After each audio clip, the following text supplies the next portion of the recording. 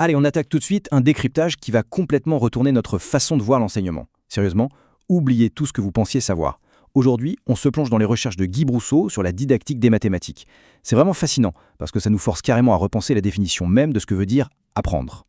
La grande question d'aujourd'hui, c'est ça. Comment enseigner sans donner la réponse? C'est un vrai casse-tête, non? À première vue, ça paraît même complètement absurde. Je veux dire, le boulot d'un prof, c'est justement d'apporter des réponses, pas vrai? Eh bien, accrochez-vous parce qu'on va voir que pour qu'il y ait un véritable apprentissage, il faut parfois faire exactement l'inverse. Pour démêler tout ça, on va suivre un plan en 5 étapes. D'abord, on va voir le paradoxe de l'enseignement. Ensuite, on parlera de la situation adidactique, puis d'une expérience super intéressante avec une bouteille. Après ça, on regardera les pièges du contrat didactique, pour finir avec ce qu'on appelle l'institutionnalisation du savoir.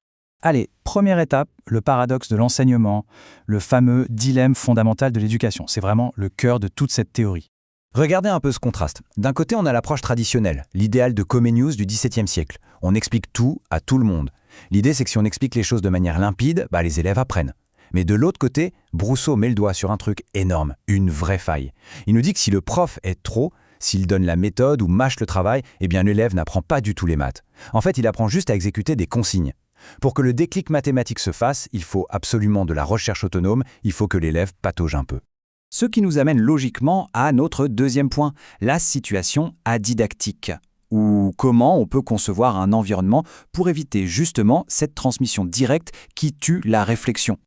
Avec ce nouveau modèle de Brousseau, on casse complètement la dynamique classique prof-élève. Vous voyez sur le schéma?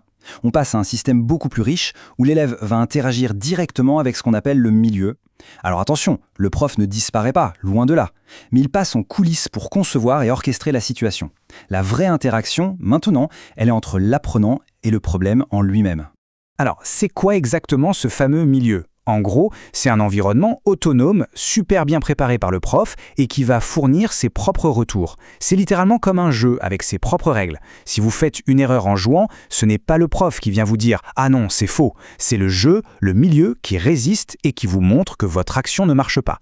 Et c'est comme ça qu'on se construit un vrai savoir, en s'adaptant.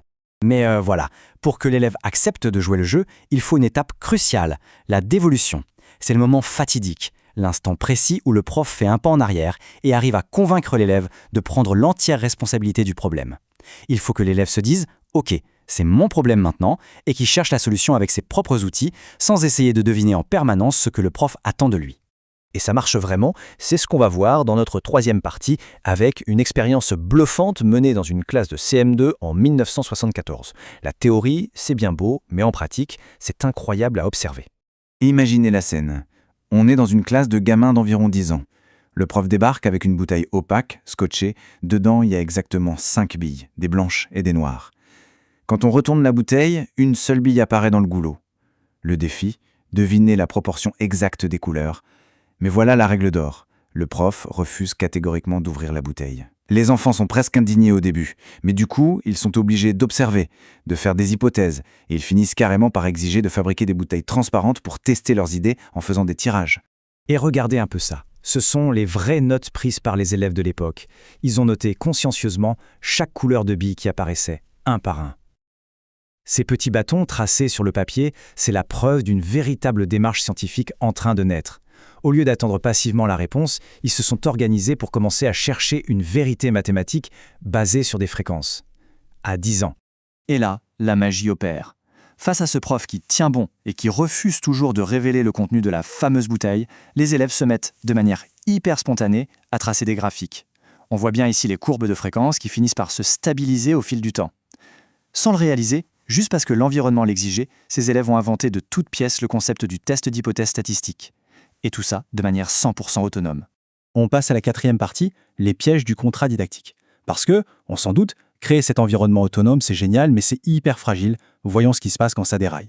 En fait, tout ce qui se passe dans une classe est régi par des règles invisibles. Brousseau appelle ça le contrat didactique. C'est un accord tacite. Le prof est censé tout faire pour aider l'élève à réussir, et l'élève est censé utiliser ce qu'on lui donne pour trouver la réponse. Le souci, c'est que pour qu'il y ait un vrai apprentissage, il faut parfois briser ce contrat momentanément. Il faut laisser l'élève face à ses doutes. Et cette incertitude, franchement, c'est super inconfortable pour tout le monde. Et quand cet inconfort devient trop lourd, le système s'effondre.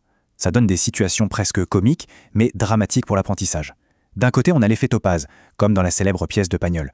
Le prof ne supporte pas de voir l'élève galérer, alors il va carrément lui souffler la réponse en accentuant les lettres muettes dans une dictée. En gros, il vide le problème de toute sa difficulté. De l'autre côté, on a l'effet Jourdain, en référence à Molière. Là, l'élève fait un truc super banal, et le prof s'extasie en affirmant qu'il a produit un raisonnement digne d'un grand savant. Dans les deux cas, on a une belle illusion d'apprentissage, mais en réalité, il ne s'est rien passé du tout. Et ce n'est pas tout, ce ne sont que quelques symptômes parmi d'autres. On observe aussi souvent ce qu'on appelle des glissements métacognitifs, c'est-à-dire qu'on finit par enseigner comment utiliser la méthode, comment remplir les cases du tableau, au lieu d'enseigner la logique mathématique elle-même. Ou encore l'usage abusif de l'analogie. L'élève ne réfléchit plus du tout, il essaye juste de deviner le schéma habituel attendu par le prof. Dès que ça arrive, ça veut dire que l'enseignant a repris à sa charge tout le travail intellectuel, et il détruit du même coup la seule chance de l'élève de vraiment comprendre. Allez, on arrive enfin à notre 5e et dernière partie, l'institutionnalisation du savoir. C'est l'étape de consolidation indispensable.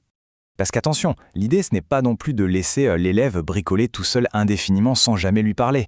À un moment donné, le prof doit reprendre sa place sur le devant de la scène. C'est ça, l'institutionnalisation. Il va venir officialiser, nommer formellement tout ce que les élèves viennent juste de découvrir dans le feu de l'action. Cette petite astuce qu'ils ont trouvée pour la bouteille, le prof va la transformer en un théorème reconnu, un savoir officiel et universel qu'ils pourront réutiliser plus tard, n'importe où. Pour conclure, Brousseau fait un parallèle super intéressant avec le paradoxe du comédien de Diderot. Au théâtre, pour que le public ressente vraiment l'émotion, l'acteur, lui, doit garder la tête froide et maîtriser la sienne. En classe, c'est exactement la même mécanique. Pour que l'élève s'engage à fond et comprenne, le prof doit avoir cette immense discipline de faire un pas de côté, de sortir de la lumière. Il doit accepter que l'apprentissage naît du problème, pas de la réponse qu'il pourrait donner. Et ça nous laisse sur cette vraie question fondamentale. Au final, le plus difficile quand on enseigne, est-ce que c'est de savoir quoi expliquer, ou plutôt d'avoir le courage de se taire pour laisser la magie opérer ?